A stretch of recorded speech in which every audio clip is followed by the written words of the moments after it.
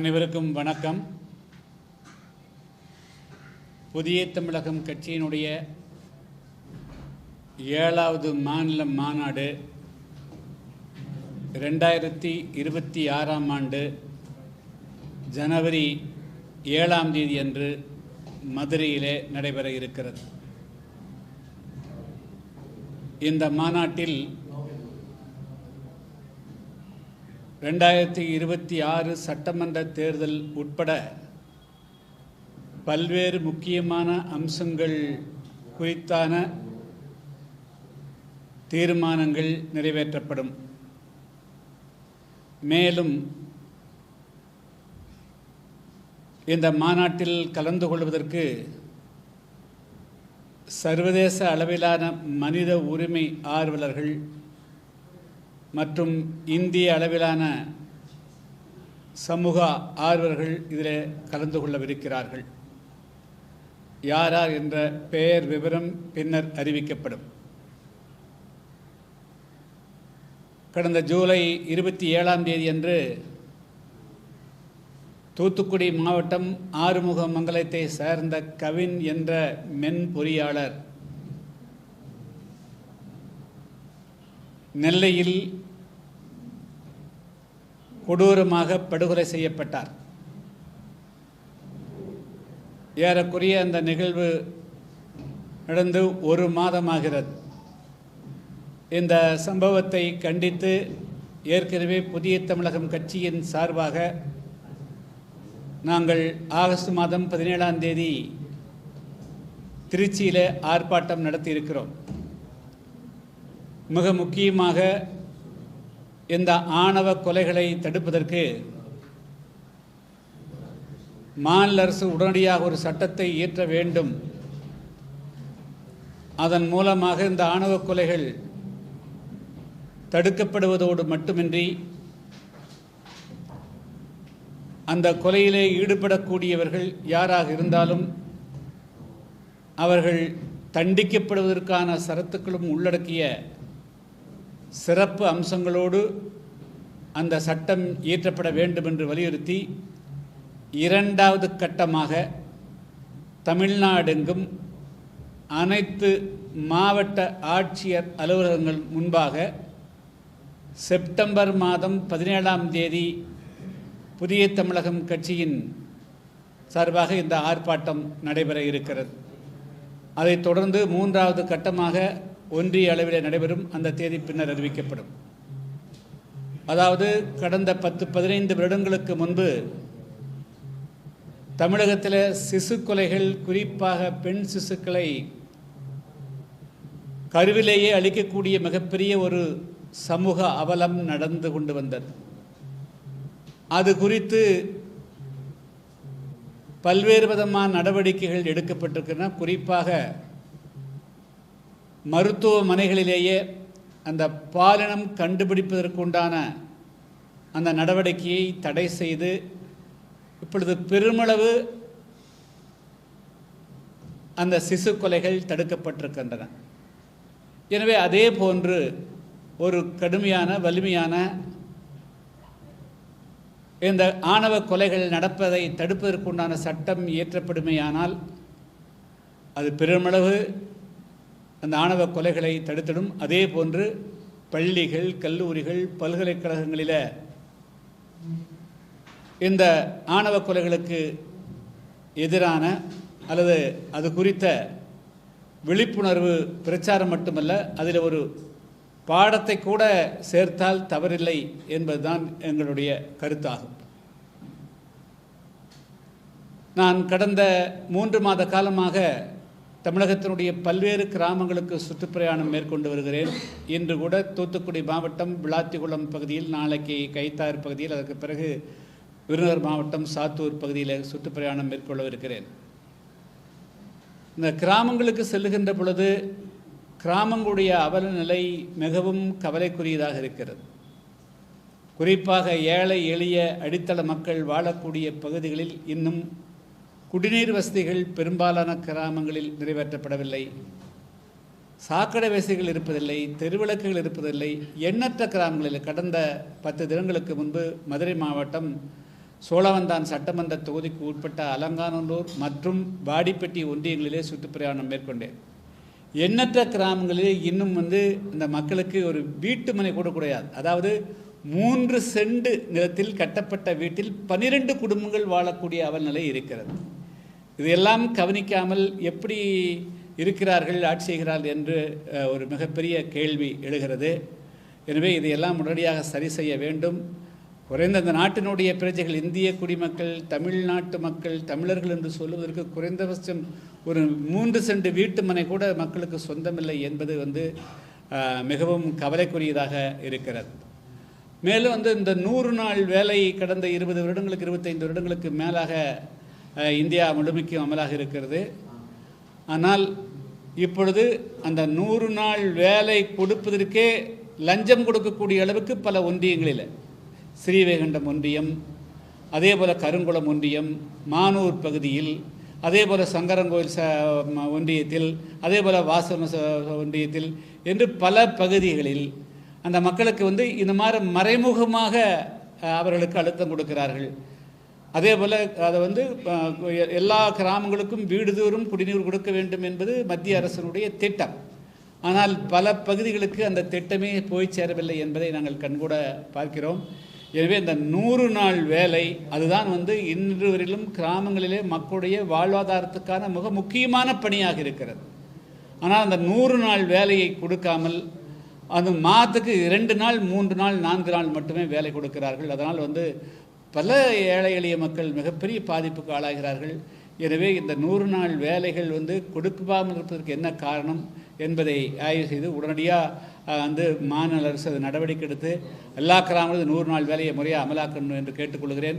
அதை பேராட்சிகளுக்கும் நகராட்சிகளுக்கும் அதேபோல் மாநகராட்சிக்கு அதை விரிவுபடுத்தணும். அது மத்திய அரசினுடைய கையில் இருக்கிறது, அதையும் செய்யணும்.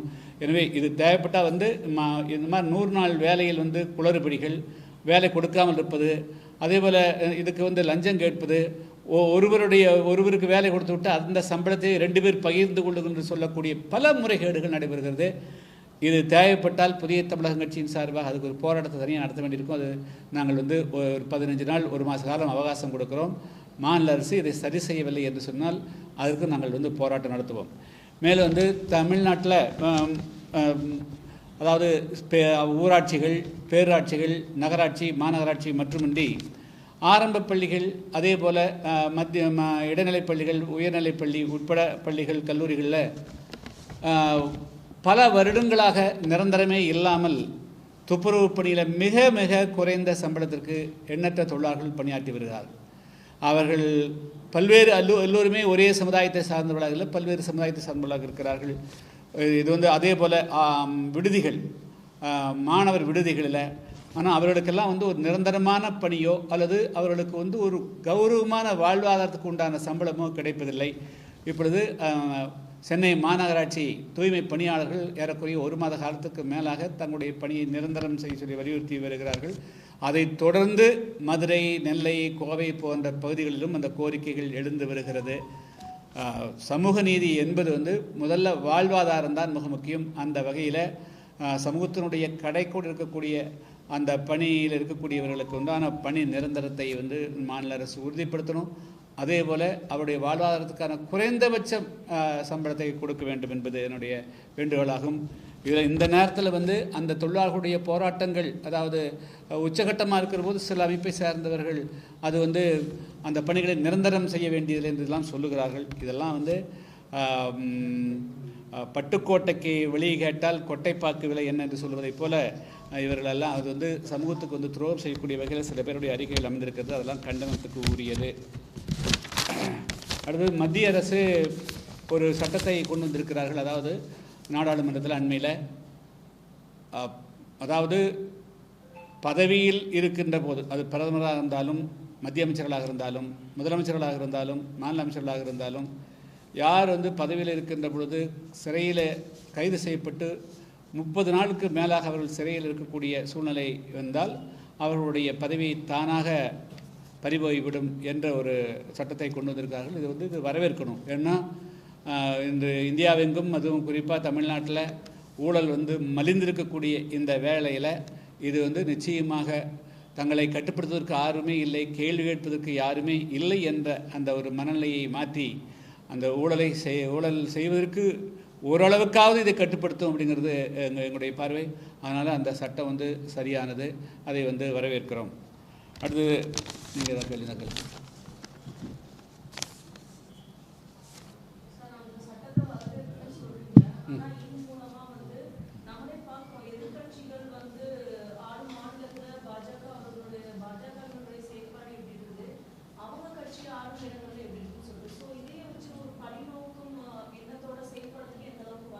இல்லை, எப்பவுமே ஒரு சட்டத்துக்கு வந்து அந்த மாதிரி தவறாக பயன்படுத்துவதற்கும் வாய்ப்பு இருக்குது, இல்லை என்றெல்லாம் சொல்ல முடியாது. ஆனால் நாளைக்கு இது பிஜேபியை நிரந்தரமாக ஆட்சியில் இருக்குன்னு சொல்ல முடியுமா? அதனால் வந்து இந்த சட்டம் வந்து இதனுடைய கண்டென்ட் தான் பார்க்கணும். இது மிஸ்யூஸ் பண்ணுறதுக்கு உண்டான வாய்ப்புகள் இல்லை என்று சொல்ல முடியாது, அது தவறாக பயன்படுத்தப்படாதுன்னு சொல்வதற்கு இல்லை. ஆனால் அதுக்காக வந்து ஒரு வெறுமனே சாதாரணமாக இருக்கக்கூடியவர் கொண்டே உள்ளே போட முடியுமா? எந்த விதமான ஆதாரம் இல்லாமல் ஒரு 30 நாள் சிறையில் வைக்க முடியுமா? நீதிமன்றங்கள் ஒத்துக்கொள்ளுமா? எனவே வருஷக்கணக்கில் வந்து பல பேர் உள்ளே இருக்கக்கூடிய சூழ்நிலைகள் உருவாகுதுங்க. அப்போது இந்த அது மாதிரி ஏதாவது ஒரு ஆதாரம் இல்லாமல் எந்த நீதிமன்றமும் தொடர்ந்து வந்து 30 நாளுக்கு மேலே யாரும் சிறையில் வச்சுருக்க போகிறாங்க. ஸோ அப்போ அதுக்குண்டான அடிப்படை அம்சங்கள் ஏதோ இருக்கிறது என்று பொருள். அந்த தவறே செய்யாமல் இருக்கிறது தான் மிக முக்கியம். இந்த சட்டம் கொண்டு வந்து எடுத்தோன்னு அதுக்கு எதிர்ப்பு சொல்ல வேண்டாம். ஊழலே செய்ய மாட்டோம், நாங்கள் எங்களை பற்றி கவலையே இல்லை, இதை விட கடுமையாக சட்டம் வந்தாலும் கூட பற்றி கவலை இல்லைன்னு சொல்வதற்கு ஏன் வரமாட்டேங்கிறாங்க. அதனால் இந்த சட்டத்தின் மூலமாக ஆட்சி அதிகாரத்தை பயன்படுத்தி கொண்டு பொது சொத்துக்களை வந்து அபகரிக்கலாம் என்று எண்ணம் இருக்கக்கூடியவர்கள் அல்லது முறைகேடாக சம்பாதிக்கலாம் நினைக்கக்கூடிய எண்ணங்களுக்கு வந்து இது ஒரு மிகப்பெரிய ஒரு நிவாரணமாக அமையும்.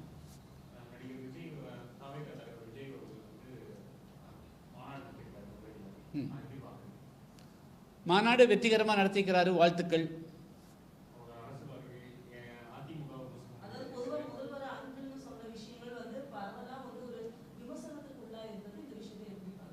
அங்கிள்ங்கிற வார்த்தையில் என்ன கெட்ட வார்த்தை இருக்குது? இல்லை, அங்கிள், ஆண்டி, டேடி மோசமான வார்த்தையா நல்ல வார்த்தையா? டேடி நல்ல வார்த்தையாக்குற போது அங்கிள் மோசமான வார்த்தை எப்படி ஆயிரும்? இல்லை, டேடி நல்ல வார்த்தையாக்குற போது அங்கிள் எப்படி மோசமானதாக முடியும்? அப்போ என்னென்ன வார்த்தை தமிழில் வந்து நல்ல வார்த்தை, என்னென்ன வார்த்தை கெட்ட வார்த்தைன்னு ஒரு டிக்ஷனரி கொடுத்துட்டாங்கன்னா எல்லாருக்குமே சொல்லி இதை பயன்படுத்தக்கூடாதுன்னு சொல்லிடலாம். அவங்களே சொல்றாங்க, அப்பான்னு கூப்பிடுற அந்த வார்த்தையை வச்சு சொல்றீங்க நீங்க. அங்கிள் நல்ல வார்த்தை தான். நான் அப்படி சொல்ல, டேடி, அப்புறம் மம்மி, ஆச்சுங்களா, ஆண்டி, அங்கிள், பிரதர், ப்ரோன்னு சொல்லி குடிக்கிறீங்களா? இதெல்லாம் நல்ல வார்த்தையா கெட்ட வார்த்தையான்னு முதல்ல வந்து ஒரு டிஸ்கஷன் பண்ணி கவர்மெண்ட் அறிவிச்சதுன்னா அப்புறம் அதுக்கு பிறகு நம்ம வந்து இது கெட்ட வார்த்தையா நல்ல வார்த்தையான்னு சொல்லலாம்.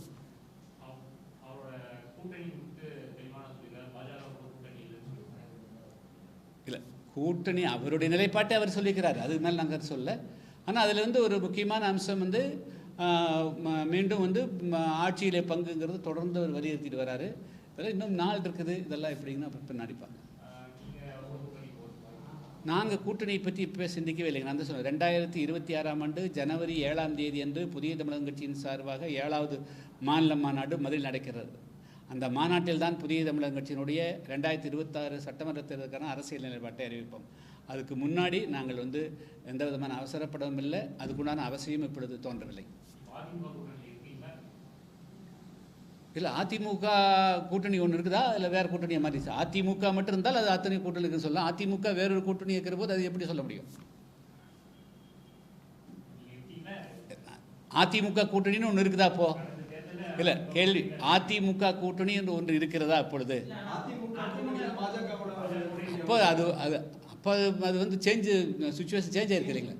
அப்போ அது வந்து பொறுமையாக அது அதாவது சேஞ்சு, அதாவது நீங்கள் கேட்ட கேள்வி அதிமுக கூட்டணி இருக்கிறீர்களா, அதிமுக கூட்டணி இருக்கிறதா இல்லையாங்கிறதா கேள்வி. அது அந்த விளக்கத்துக்கெல்லாம் நான் போகலிங்க. இல்லை, நான் அதையெல்லாம் விமர்சனம் பண்ண விரும்பல. அதிமுக ஒரு கூட்டணி வந்து அமைச்சிருந்தது, அந்த கூட்டணி இப்பொழுது அப்படியே இருக்கிறதாங்கிறது தான் கேள்வி.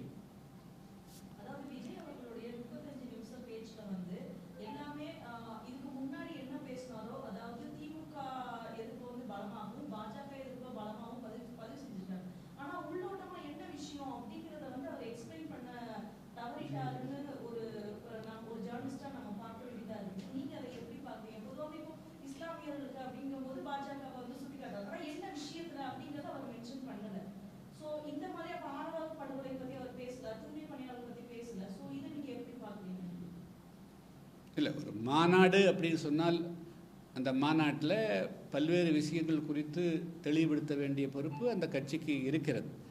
அது அவர்கள் என்ன ஃபார்முலா வச்சுருக்கிறாங்கன்னு நமக்கு தெரியாது. நாங்கள் ஒரு மாநாடு போட்டோம்னா இல்லை வேறு எந்த கட்சினா ஒரு நாள் நடக்கும், 4 மணி நேரம் 5 மணி நேரம் 6 மணி நேரம் பேசுவாங்க, பலரும் பேசுவாங்க, பல்வேறு விஷயங்கள் இருக்கும். அவங்களுடைய அப்ரோச் எப்படிங்கிறது அது நம்ம கருத்து சொல்ல முடியாது. இன்னும் அது இன்னும் நாள் போக போக அவங்க என்ன பேசுகிறாங்க அப்படிங்கிறது. 2வது மாநாடு தானே போட்டிருக்காங்க, பொறுத்திருந்து பார்ப்போம். ஒன்றும் அரசியலில் இன்னும் 8 மாத காலம் இருக்குதுங்க, பொறுத்திருந்து பார்ப்போம். சினிமாவிலும் அரசியலிலும் என்னோட தலைவர் எம்ஜிஆர் அப்படின்னு சொல்லியிருக்காரு, அதுக்கு அடுத்தது விஜயகாந்த் அப்படின்னு சொல்லியிருக்காரு. நான் அவங்க பார்க்குறதெல்லாம் நம்ம சொல்லுவேன். அவர் ஒரு பாதையை ஒரு கோடு போட்டு அவர் போயிட்டே இருக்கிறார். அதை அது எப்படி இருக்குங்கிறது அவங்க கட்சிக்காரரும் அவரும் தான் முடிவு பண்ணணும். நாம் அதை பற்றி விமர்சனம் செய்ய முடியாது. இல்லை சார், இப்போ அவர் எடப்பாடி கூட சொல்லியிருக்காங்க பார்த்தீங்கன்னா, ஒரு கட்சி என்பது தலைவர் என்பது சாதாரணமாக வர முடியாது. ஒரு மரம் மாதிரி வளர்ந்து ஒன்றுன்னா காய் கற்று பூ காய் கற்று வரணும். இது எடுத்த உடனே நான் சிஎம்மாக வரணும் அப்படின்னு ஒரு கனவு காட்டுறாரு. இது நினைக்காது. இது மாதிரி ஒரு அரசியல் இப்படி வர முடியாதுன்னு சொல்கிறாரு. எடுத்த உடனே வர முடியாது அப்படின்றாரு. தமிழ்நாட்டில் இதுக்கு வித்து போட்டது யாருங்க? திரைப்படங்கள் மூலமாக பெறக்கூடிய செல்வாக்கை பயன்படுத்தி அரசியலில் அரசியலுக்கு நுழையக்கூடிய அந்த ஒரு கருத்தை அந்த மாதிரி ஒரு தன்மையை தமிழகத்தில் உருவாக்குறது யாரு? அப்புறம் எம்ஜிஆர் மட்டும்தானா? அப்புறம் ஏன் இவரை மட்டும் காயின் பண்ணுறீங்க? தமிழ்நாட்டில் கடந்த 70 வருஷம் என்ன நடக்குது அதெல்லாம் கம்ப்ளீட்டாக அனலைஸ் பண்ணுங்கள். இவரை மட்டுமே டார்கெட் பண்ணுறீங்க. நான் அதுக்காக அவர் சொல்ல டார்கெட் பண்ணுற போது முறையாக பேலன்ஸாக இருக்கணும், பயாஸ்டு இல்லாமல் இருக்கணும். தமிழ்நாட்டினுடைய அரசியல் திரை மாயை வைத்து தானே கடந்த 70 வருஷமாக கட்டப்பட்டிருக்குது. அதுதானே எங்களுடைய பார்வை. அதனால் ஒருத்தர் மட்டும் பார்க்க வேண்டாம். எல்லா தமிழ்நாட்டில் திரை மேலே தான், திரையுலகத்தின் மேலே தான் திரை அந்த மாயை அந்த செல்வாக்கு அதை வச்சு தான் தமிழ்நாட்டுடைய அரசியலே கட்டப்பட்டிருக்குதுங்க. இல்லை, நான் சொல்ல என்னுடைய கருத்து சொல்கிறேன். நான் அவருடைய கருத்து காட்டுறேன். அதிமுகவே அவர் விமர்சிச்சிருக்காரு. அந்த எப்படி வளர்ந்த கட்சி இப்போ யார்கிட்ட இருக்கு அப்படின்ற மாதிரி. சார் இங்கே பாருங்கள், எந்த கட்சியுமே விமர்சிக்காமல் ஒரு கட்சி புதுசாக தோண முடியுமா? யாரையுமே விமர்சிக்காமல் எப்படி சார் எல்லாத்தையும் தான் விமர்சிப்பாங்க. எங்களை கூட தான் விமர்சிக்க வாய்ப்பு இருக்குது. அதுக்காக நாங்கள் வருத்தப்பட்டுக்க முடியுமா? என்ன சொல்கிறீங்க? அதனால் அரசியலுக்கு அவர் வர்றாரு, எல்லாத்தையும் விமர்சித்தானே அப்புறம் அவர் தன்னை காண்பிக்க முடியும். அது செல்லுபடியாகுமா இல்லையா, களத்தில் நிற்க முடியுமா இல்லையா, அது எல்லாரும் ஏற்றுக்கொள்வார்களா இல்லையா என்பது வேறு பிரச்சனை. அது எல்லாரும் ஏற்றுக்குவாங்களா, எல்லாரும் இதை அவர் சொல்கிறதெல்லாம் ஏற்றுட்டு அவர் பின்னாடி போயிடுவாங்களா அப்படிங்கிறதெல்லாம் அது வேறு பிரச்சனை.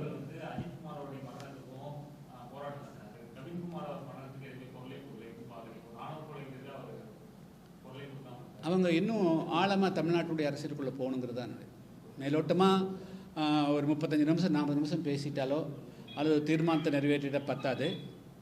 மக்களோட பிரச்சனைகளுக்கு வந்தால் தான் அது அவங்களுடைய உண்மையான நிலைப்பாடுகளை வெளியே தெரியும். இதெல்லாம் பத்தாது.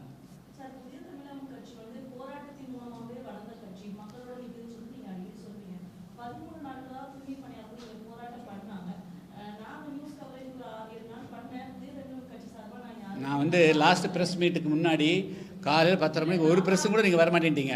நான் அதனால தான் போயிட்டேன். நான் வந்ததே பார்க்குறதுக்காக ஒரு ப்ரெஸ்ஸும் கூட அன்றைக்கி இவருடைய பிறந்தநாள், யாருடைய கலைஞர் பிறந்தநாள் எல்லாம் போயிட்டீங்க. நான் அறிக்கை கொடுத்துருக்கல.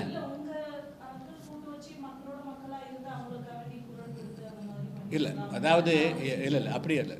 எப்பவுமே எங்களுக்கு சரியான நேரத்தில் நாங்கள் அறிக்கை கொடுத்தோம். அந்த மக்களுக்கு ஆதரவாக அது நிரந்தரம் பண்ணணும்.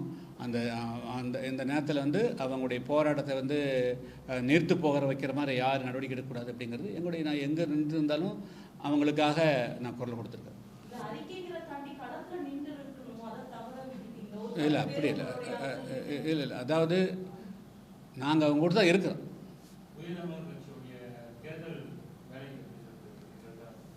நாங்கள் தொடர்ந்து களத்தில் இப்போ இன்றைக்கும் கூட 14 கிராமம் போகிறேங்க, நாளைக்கு 16 கிராம் போகிறேன், அதுக்கு பிறகு 20 கிராம் போகிறேன். தொடர்ந்து நான் கிராமந்தோறும் எங்களுடைய கட்சியினுடைய கட்டமைப்பு அதிகமாக வந்து கிராமத்தை மையமாக வச்சது. நகர்ப்புறத்தில் எங்கள் கட்சியினுடைய செல்வாக்கு குறைவு. எல்லா கிராமங்களுக்கும் கொத்து கொத்தா கிராமங்களை வந்து நான் மையமாக வச்சு எல்லா கிராமங்களுக்கும் சுற்றுப்பிரயாணம் மேற்கொண்டு வருகிறேன். 2026 விஜயோடைய வருகை வந்து மாற்றத்தை எப்படி ஏற்படுத்தும்? அதுக்கு இன்னும் நாள் இருக்குது சார், பார்க்கலாம் சார். இதான் 2வது மாநாடு நடக்குது, இன்னும் நடக்கட்டும் சார். வந்து இன்னும் 2-3 மாநாடு நடக்கட்டும்.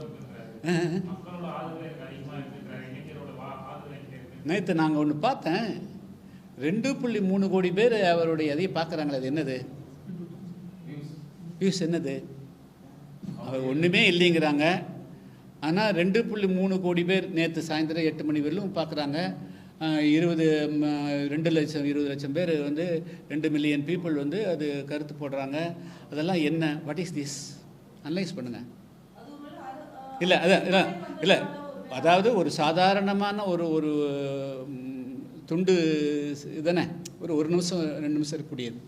அதையே 2.5 கோடி பேர் பார்க்கக்கூடிய அளவுக்கு தமிழ்நாடு இந்தியா ஃபுல்லாக பார்க்குறாங்க அப்படின்னா, அது உலகம் ஃபுல்லாக பார்க்குறாங்கன்னா அதனுடைய என்ன, what is the impact of that? அது வந்து நம்ம ஸ்டடி பண்ணி தான் சொல்லணும். இல்லை, நான் எதுவுமே சொல்ல, நான் வந்து இதுதான் நான் சொல்ல. இது மாதிரி 2.5 கோடி பேர் பார்க்கக்கூடிய அளவிற்கு இருக்குதே, அதனுடைய பொருள் என்ன? அது அரசியலா, வெறும் மாயையா, வெறும் ஒரு என்டர்டெயின்மெண்ட்டா என்ன என்பதை ஆழமாக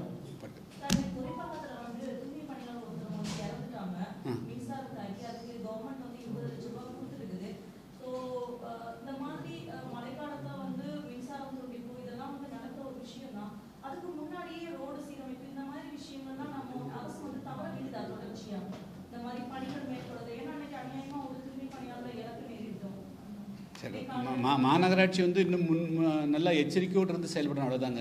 இது வந்து இதே தொடருது. கடைநிலையில் இருக்கக்கூடியவருடைய இதுன்னா, ஆனால் அவங்கள வந்து அவங்க போராடுற போது காவல்துறையை வச்சு அகற்றுறாங்க, அவங்க தூக்கி போடுறாங்க, அவங்கள இன்சல்ட் பண்ணுறாங்க. பட் கடைசியில் வந்து அவங்கள வச்சு தான் வந்து இந்த அடிப்படை வேலைகள் செய்ய வேண்டியிருக்குது. அவங்களுக்கு உரிய பாதுகாப்போ அல்லது வந்து இந்த மாதிரி வந்து உடனடியாக அந்த மின்ன உயர்கள் இருந்திருந்தால் அந்த இடத்துல பணி செய்ய விடாமல் இருக்குது. சூப்பர்வைசர் என்ன ஆகுது? அப்போது ஏதோ ஒரு குறைபாடுகள் தொடர்ந்து இருக்குது. இதெல்லாம் வந்து தொடர்ந்து நிகழக்கூடாது.